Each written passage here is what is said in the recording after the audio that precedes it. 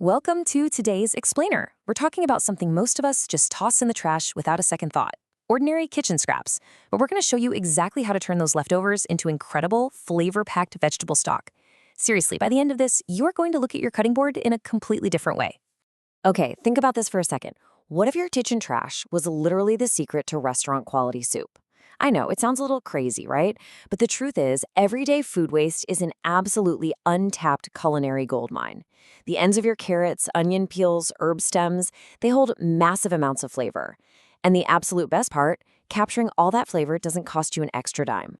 So to actually make this happen, we need to set up a super simple foundational habit. It's called the freezer scrap bag.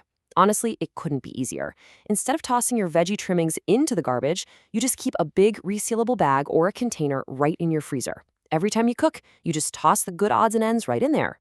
You don't even have to make the broth right away. Just let the bag fill up over time. It stays perfectly preserved in the cold until you're ready to brew. All right, here is our quick roadmap for this explainer. 1. The kitchen scrap revolution. 2.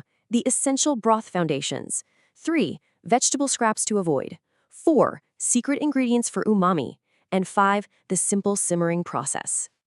Let's jump right into section 1, the kitchen scrap revolution. According to our research on top kitchen time savers, keeping a scrap bowl right next to your cutting board is a total game changer. Instead of constantly walking back and forth to the trash can every single time you chop an onion or peel a carrot, you just slide the trimmings into this bowl. Then, when you're all done prepping, you grab the good trimmings and toss them straight into your freezer scrap bag. It's going to make your cooking process cleaner, way faster, and infinitely more efficient. Moving on to section 2, the essential broth foundations. Right, so there is a really stark contrast between what we call foundation scraps. These are your standard aromatics like onions, carrots, celery, and leeks, and broth ruiners, which are things like broccoli, potatoes, peppers, and cabbage.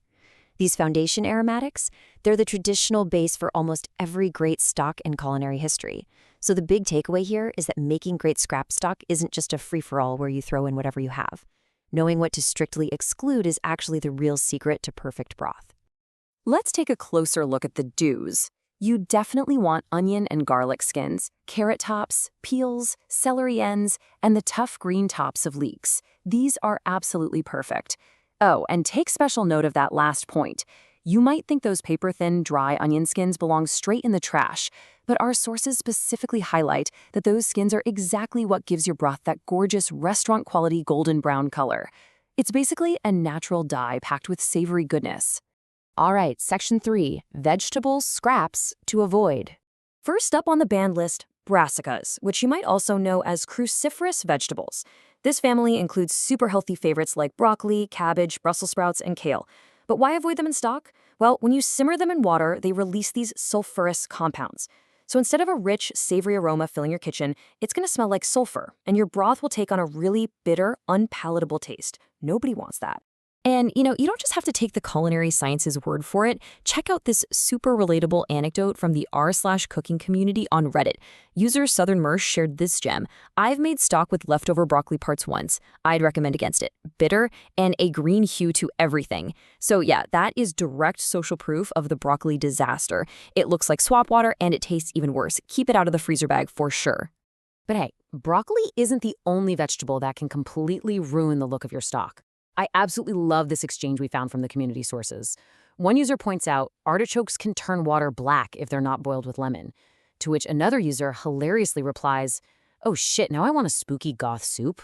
I mean, unless a spooky pitch black goth soup is exactly what you're aiming for tonight, you should probably keep those artichoke leaves far, far away from your stock pot.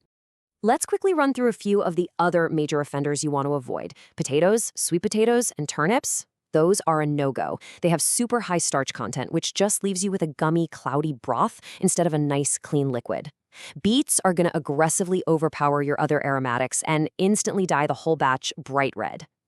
Green bell peppers, they'll completely dominate the flavor profile, making everything just taste like, well, pepper. And finally, softer green veggies like zucchini and green beans will actually turn bitter and completely disintegrate if you simmer them too long. Now on to section 4. Secret ingredients for umami. Okay, so according to guides from the kitchen and various top home cooks, adding these specific items to your freezer bag will absolutely skyrocket the umami. Parmesan cheese rinds, they melt down and add this incredible savory richness. Kombu, which is a type of seaweed, gives a natural thickening and a massive umami boost. Mushroom stems, especially shiitake, are literal flavor bombs. Corn cobs are actually a fantastic addition because they impart this beautiful, subtle sweetness that perfectly balances out the savory notes. And hey, don't forget to toss in the stems from your fresh parsley and thyme. Finally, Section 5, the simple simmering process. The golden rule here is 1 hour. 1 hour. That is the strict maximum simmer time for vegetable stock. Unlike making a beef or bone broth where you might simmer bones for 12 or even 24 hours to pull out the collagen, vegetables give up their flavor really fast. So boiling vegetable scraps for longer than an hour doesn't give you more flavor, it just breaks down the plant matter, which turns your beautiful stock muddy and, yep, you guessed it, better. So here is your clean, completely foolproof 4-step process. Step 1, grab that frozen bag of scraps and herbs and dump it right into a large pot. Step 2, cover them with water. But remember, less water equals a more concentrated flavor, so just add enough to submerge the scraps so you can stir them around. Step 3, bring the whole thing to a boil, drop the heat down to low, and let it simmer for exactly 1 hour. Step 4, take it off the heat and strain out all those solids using a colander. And that's it. Once you've strained out your liquid gold and let it cool down, you just need to store it properly. The storage basics are super simple. You can keep it in an airtight container in your fridge where it'll stay fresh for up to 1 week. Or you can pour it into jars or even freeze it into ice cubes where it'll last in the freezer for up to 3 months. Then it's always ready to be dropped straight into your next risotto, stew, or soup. So we've covered a lot of ground today, showing you how to turn everyday kitchen waste into a foundational culinary masterpiece. Now that you know the golden rules, the magic of the freezer bag, the secret umami boosters, and that strict 1-hour simmer limit, will you ever throw away an onion skin again? Next time you chop vegetables, remember the hidden potential sitting right there on your cutting board. Start that scrap bag today, and happy cooking.